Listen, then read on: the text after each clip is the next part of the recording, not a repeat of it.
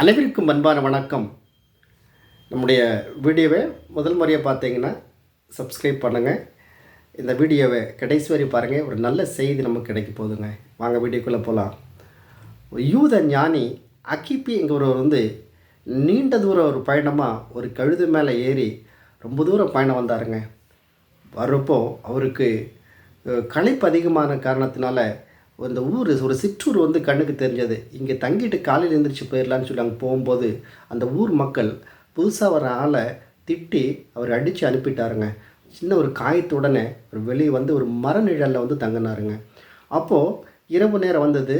அந்த இரவு நேரத்தில் சரி தூங்கிடலான்னு பார்க்கும்போது அவர் படிக்கிற பழக்கம் உண்டு. அவர்கிட்ட 4 பொருள் வச்சுருக்காருங்க. ஒன்று விளக்கு, இன்னொன்று புத்தகம், ஒரு கழுதை, அடுத்து ஒரு சேவல். இந்த 4 பொருள் இருந்ததுங்களா.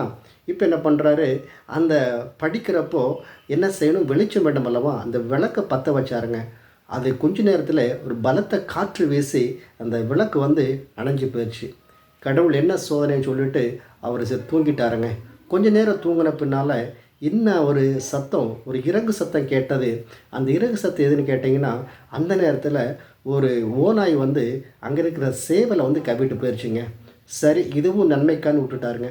இன்னும் கொஞ்சம் நேரம் தூங்கிட்டு விடியற் காலையில் பார்க்கும்போது ஒரு உருமுறை சத்தம் கேட்டது. அந்த சத்தத்தில் பார்க்கும்போது ஒரு புலி என்ன பண்ணுச்சு, அதுங்க கட்டி வச்சுருந்தா இந்த கழுதையை அது இழுத்துட்டு போயிடுச்சுங்க. இப்போ நினச்சாரு, கடவுள் இதுவும் சோதனை நன்மைக்குன்னு விட்டுட்டாருங்க. சரி, காலை எழுந்திரிச்ச உடனே அந்த கிராமத்தை தாண்டி தான் பக்கத்து ஊருக்கு போயிடலான்னு சொல்லி போகும்போது அந்த ஊருக்கும் பக்கத்து ஊருக்கு ஒரு கடும் சண்டை ஏற்பட்டு அந்த இருக்கிற ஊரில் இருக்கிற மக்கள் எல்லாம் செத்து போயிட்டாங்க. இவர் நினச்சார், நேற்று நம்ம இங்கே தங்கியிருந்தானா நம்மளும் செத்து போயிருப்போம், இது கடவுள் நன்மைக்குன்னு சொல்லிட்டு விட்டுட்டாருங்க. சரி, ஒருவேளை நம்ம மரநிலையில் தங்கும்போது விளக்கின் மூலமாக அந்த விளக்கினுடைய ஒளி தெரிஞ்சிருந்தானா இங்கே தான் ஒரு ஆள் இருந்திருப்பாங்கன்னு சொல்லி நம்ம கொண்டிருப்பாங்க. அப்போ அதே நேரத்தில் அந்த கூக்குரல் கேட்டது இல்லைங்க, அந்த சேவல் இருந்ததுன்னா அது கூவி இருக்கும். அந்த சத்தத்தை பார்த்து நம்மளை கொண்டிருப்பாங்க. அந்த கழுது இருந்திருந்தானா கழுதனுடைய சத்தத்தை கேட்டு நம்மளை அடிச்சிருப்பாங்க.